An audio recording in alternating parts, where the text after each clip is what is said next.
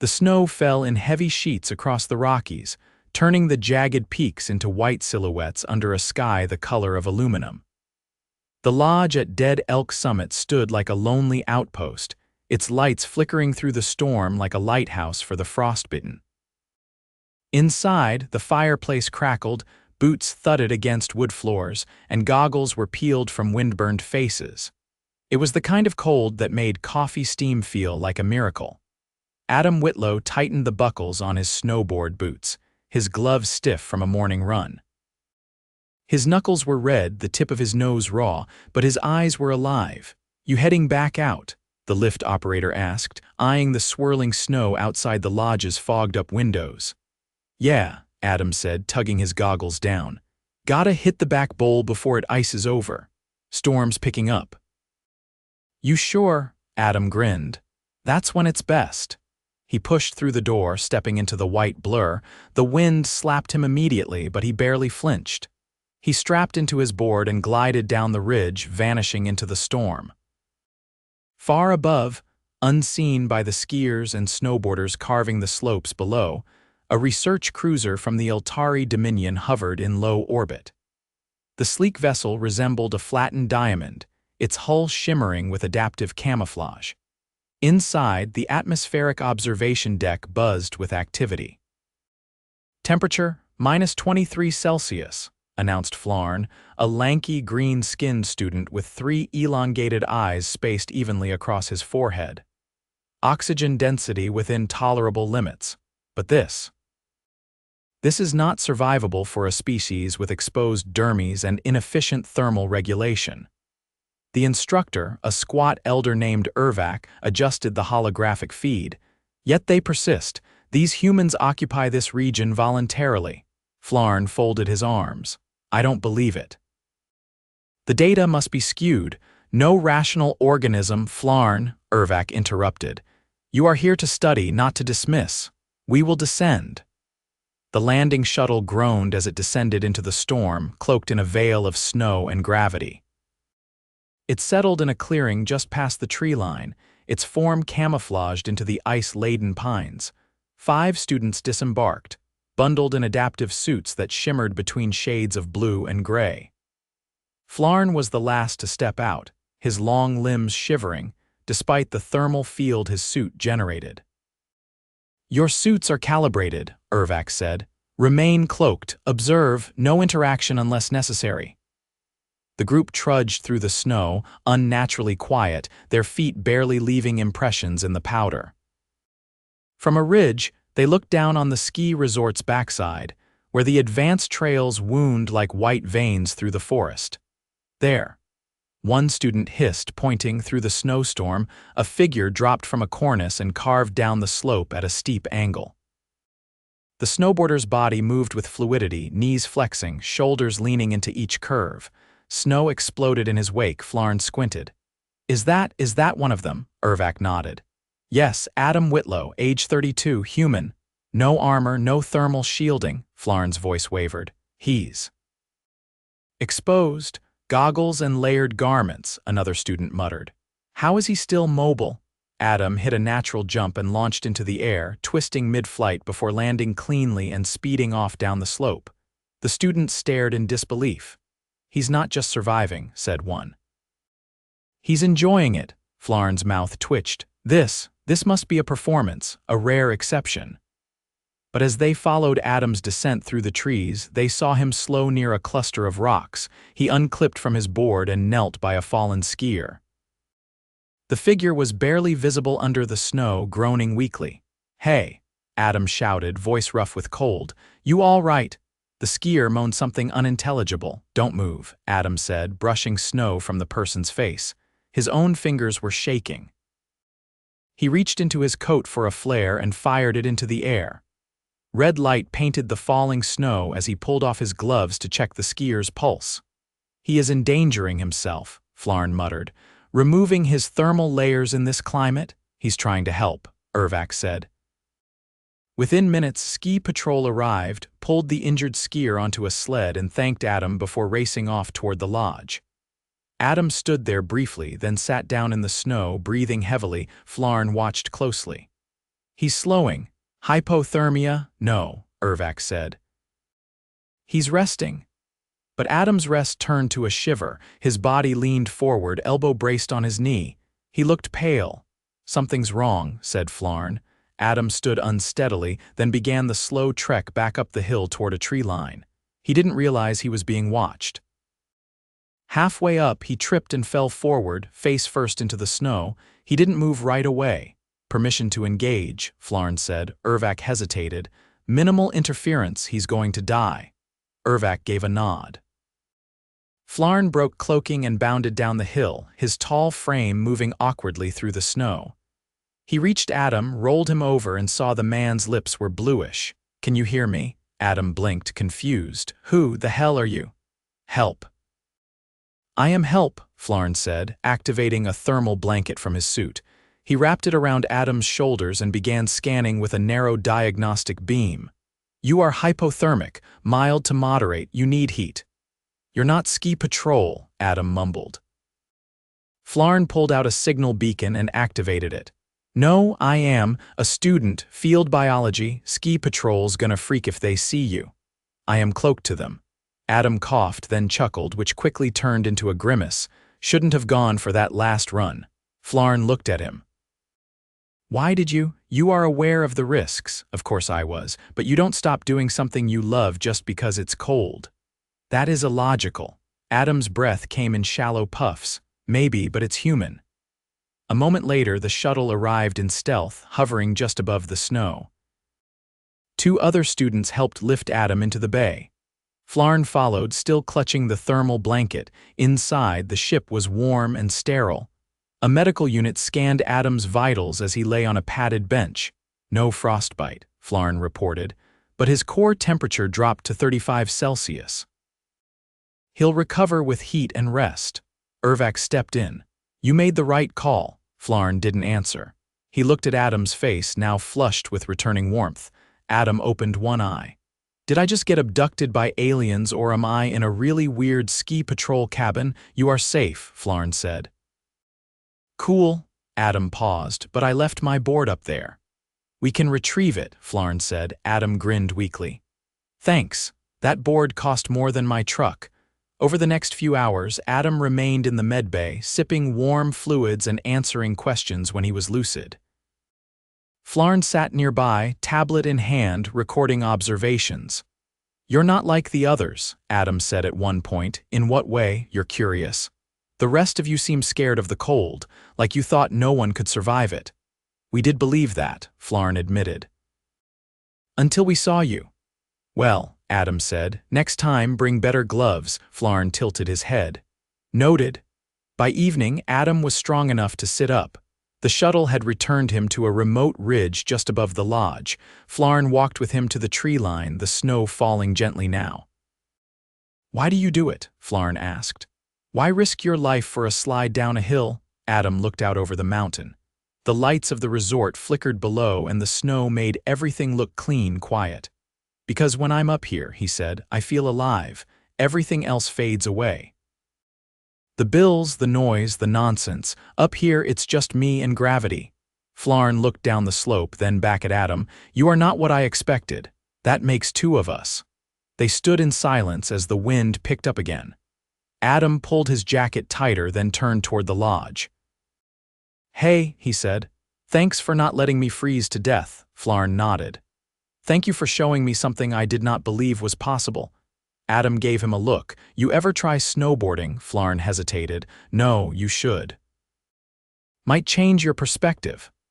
I doubt our physiology is suited for you won't know till you try. Flarn watched as Adam trudged down toward the lodge, each step crunching in the snow above them. The storm began to ease and the stars emerged again. Adam woke with a start.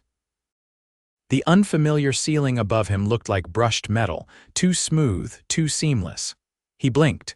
His limbs felt heavy, like they'd been poured full of wet cement. A mild hum vibrated beneath the floor. The air smelled faintly metallic, almost sterile, but not unpleasant. He wasn't in the emergency cabin, and there weren't any nurses. A soft hiss announced a panel sliding open across the room. Flarn stepped in, head tilted slightly to avoid the low frame. His gait was cautious, as if unsure whether Adam would bolt or collapse. "You are awake," Flarn said. "Good." Adam pushed himself up on one elbow. "Okay, so this is, what, an alien med bay?" "No, this is an academic vessel equipped with a field diagnostic suite." Flarn paused. "But yes, it is alien." Adam let that sit for a moment. "You guys always scoop up folks off the mountain. We don't often encounter anyone at risk of freezing to death mid-study." Adam rubbed his eyes. "How long have I been out?" 6 hours. Your temperature returned to a safe range after 3. "We kept you under observation. Didn't think I was out that long." He swung his legs off the side of the bed. "My legs feel like I borrowed them from someone less ambitious. You were severely depleted. Your glucose levels dropped below sustainable thresholds. We initiated nutrient rebalancing." Adam looked around. "Is that code for you hooked me up to a smoothie bag?" "No, it's a suspension of amino acids, electrolytes, and thermal energy compounds." "So, organic Gatorade," Flarn blinked. "Possibly." The door hissed again. Another alien entered, shorter, with translucent ridges along its jawline. This one carried a tablet and didn't seem interested in pleasantries. "You are ambulatory?" it asked. Adam raised an eyebrow. "Ambulatory, you can walk." "Yeah, just say that," Adam said, easing himself upright. "I'm not a science fair specimen. I'm a snowboard instructor with a side hustle in poor decision-making. You are the first human we've observed enduring prolonged exposure in that environment," the new alien said. "We require clarification." Adam looked at Flarn.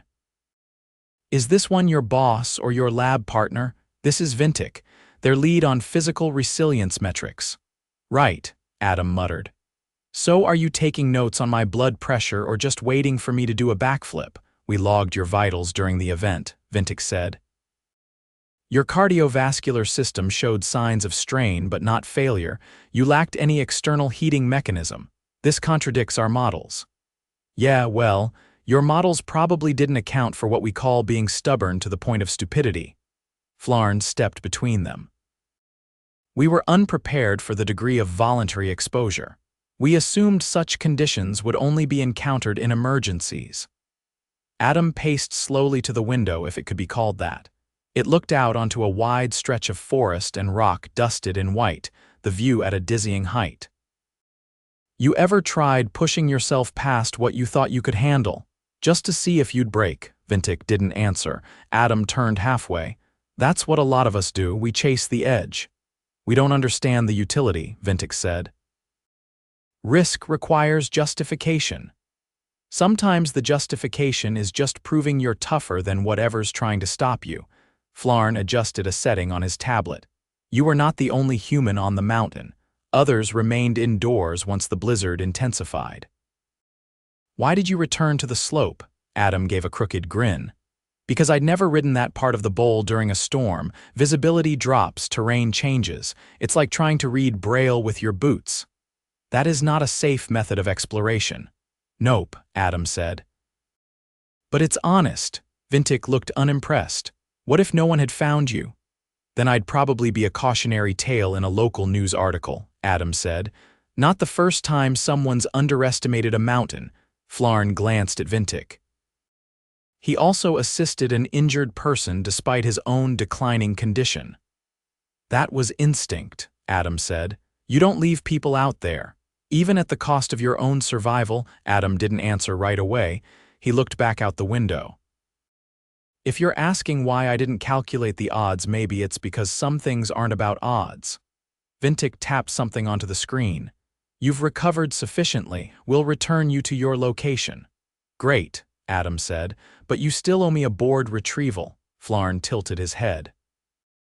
"We marked its coordinates. It remains in the snowpack near the ridge. Then I'm not leaving without it. We can retrieve the board and deposit you simultaneously," Vintic said. "You will not be discharged into terrain beyond your limits." Adam chuckled. "You're still under the impression I have limits." They moved to the transport bay, sleek, curved surfaces and ambient lighting that made Adam feel like he was walking through an upscale aquarium. A silent shuttle waited, already prepped. Inside, the silence was thicker. Flarn stood near the console, adjusting trajectory settings. Adam leaned against the wall, eyes on the snowy wilderness below. "You ever been out there?" he asked. Flarn didn't look up. "No. Why not? Our anatomy is not optimized for that environment." "Neither is mine," Adam said. "That's the point." They landed near the ridge, the ship cloaked from view. Adam stepped out first, wind slapping his cheeks like an old rival. The cold was sharper now, without the adrenaline. His legs ached in protest. Flarn followed, scanning the area. 17 meters northeast. Adam trudged that way, half wading through snowdrifts. The board stuck out like a fin, half buried. He brushed it off, checked the bindings. Still in one piece. Guess that's a win. Flarn stood still for a moment, watching him. "What?" Adam asked.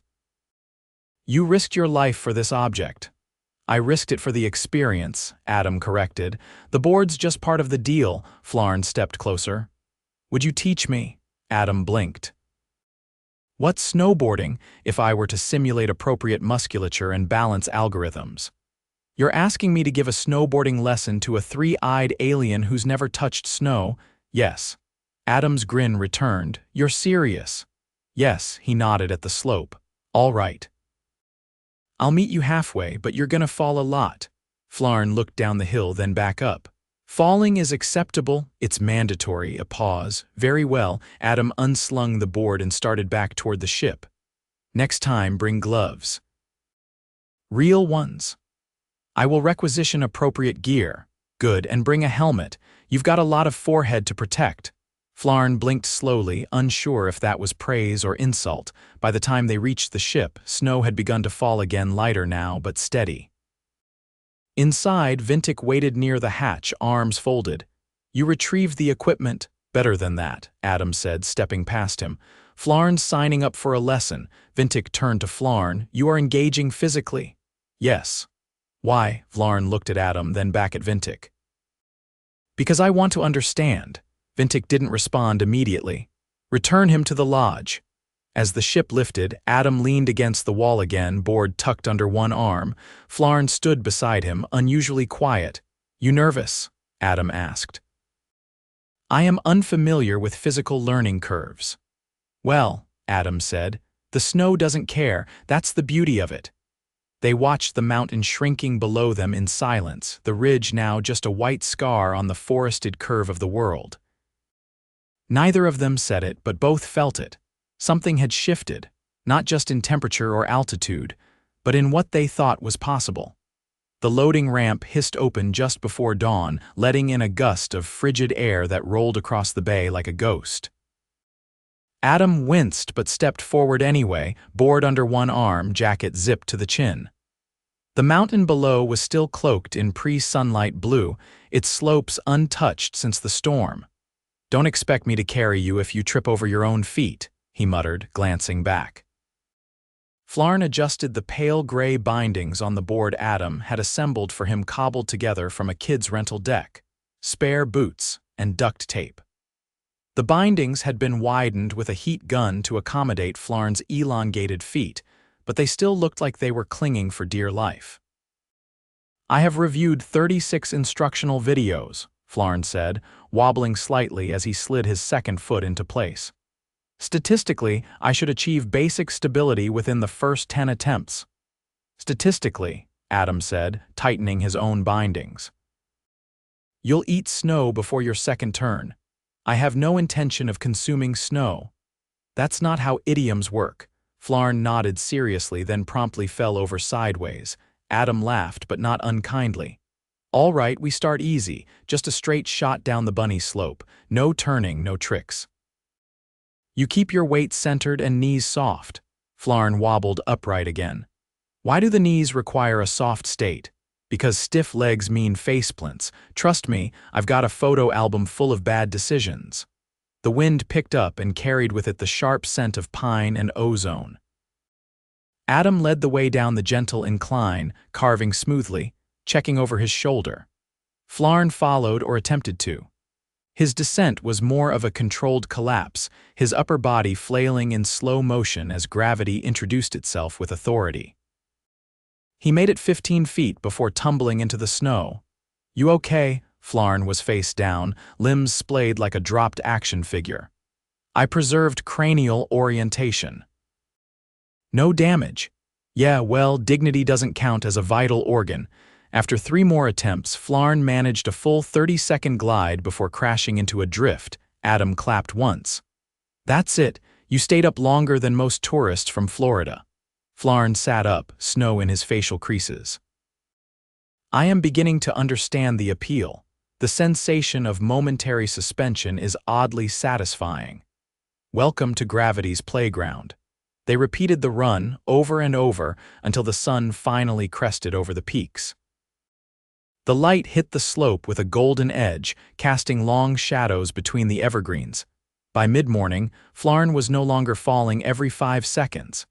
He wasn't graceful, his stance was too rigid, his turns too wide, but he was upright, and upright was a victory. Adam slowed to a stop beside him. "You're learning fast. I have recalibrated my balance algorithms. Also, I stopped fighting the slope. That seems to help. That's the trick. You don't overpower the mountain, you work with it." Flarn nodded and looked out over the valley. His breath formed clouds as he spoke. "You do this not for transportation, but for the experience." "Exactly. I underestimated the complexity. It requires constant micro-adjustments, anticipation. Trust in physics. Now imagine doing it with 3 cracked ribs and a hangover." "I'd rather not." Adam laughed again and dropped into the snow to rest. His cheeks were red, eyelashes frosted, but he looked more energized than he had 2 days ago. He pulled a thermos from his backpack and unscrewed the lid. Steam rose. "You want some?" Flarn looked at the thermos suspiciously. "What is it?" "Coffee black, no sugar. It's like drinking lava but more addictive."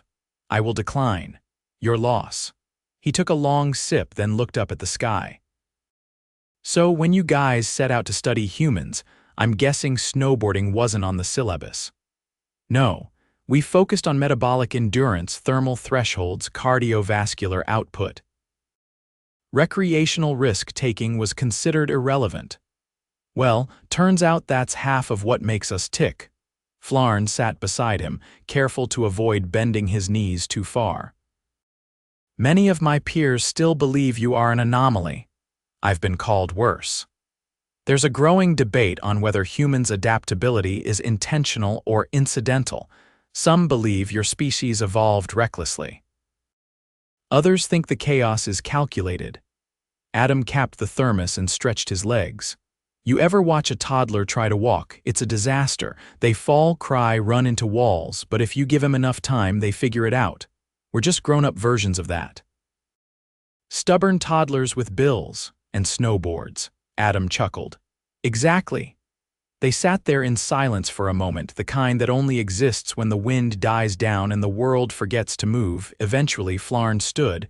"There's something else." Adam looked up. "ERVAC plans to present our findings to the wider academic council. They're considering expanding the definition of survivable environments. Your actions made that possible." "Glad I could help," Adam said.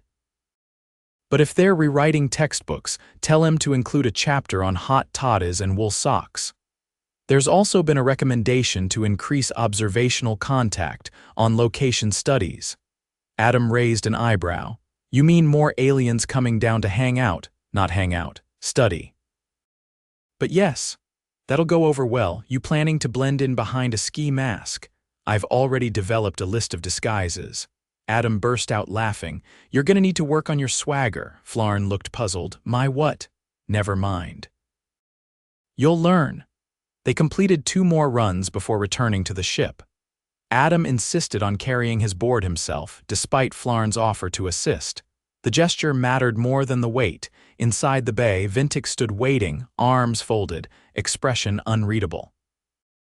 "You completed the field exercise?" Vintik asked. "Yes," Flarn replied. "Successfully?" "You did not damage the subject." "I am the subject," Adam said, brushing snow from his jacket. "And I'm fine." Vintik tapped their tablet. "Physiological readings remain within expected tolerances.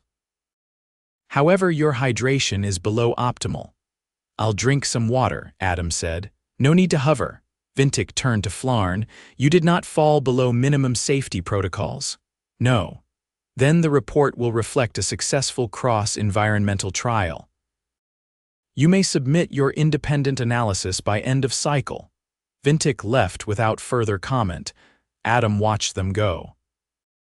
"Is that their version of a compliment? Possibly. Y'all could use a few more hugs in that species.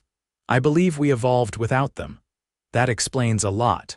Back in the med chamber, Adam changed into dry clothes provided by the ship. They didn't fit perfectly, but they were warm and didn't smell like wet socks, which was good enough. Flarn stood nearby, still in his modified snow gear. "I've been thinking," Adam said, tugging on a thermal sleeve. "I don't know what kind of students you've got up there, but if any of them want to understand humans, they should come out here. Not just observe, try things, eat our food, fall in our snow. We're not just data points. That may be difficult to implement. Most worthwhile things are," Flarn considered this, "you're not what we expected." "That's the third time someone said that to me, usually right before they ask me to leave. I'm not asking you to leave." Adam grinned. "Good, because I left my gloves in your cargo bay." They parted ways an hour later. The shuttle deposited Adam near the resort's maintenance shed, where his absence had gone unnoticed thanks to a conveniently filed false signal, a trick Flarn didn't explain and Adam didn't question. As he walked back toward the lodge, board in hand, the wind picked up again. But this time it didn't bite. It just moved around him like it knew him now. Behind him, the shuttle lifted into the clouds and vanished, and above it all, the mountain stood unchanged, silent, waiting. Ready for whoever was bold or foolish enough to step into its cold and call it home.